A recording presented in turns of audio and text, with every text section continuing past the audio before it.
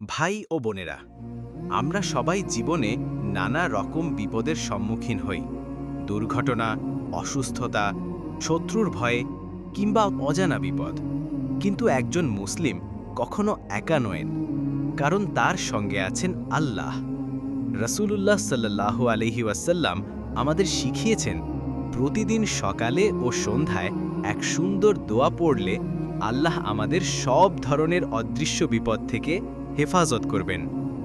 দোয়া হলো, বিসমিল্লাহিল্লাযী লা ইয়াদুররু মা ইসমিহি শাইউন ফিল আরদি ওয়ালা ফিস সামাই ওয়া হুয়াস সামিউল আলীম।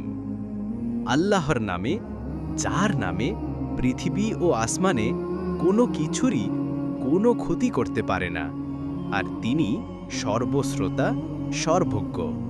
হাদিসে এসেছে, যে ব্যক্তি সকালে ৩ বার এবং সন্ধ্যায় ৩ বার এই দোয়া পড়ে, কোনো বিপদ তাকে স্পর্শ করতে পারে না।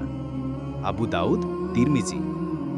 তাই আসুন ভাই ও বোনেরা, আমরা নিয়মিত এই দোয়া পড়ার অভ্যাস করি, কারণ বিপদ আসার আগেই দোয়ার মাধ্যমে আল্লাহর কাছে নিরাপত্তা চাওয়া সবচেয়ে বড় বুদ্ধিমানের কাজ।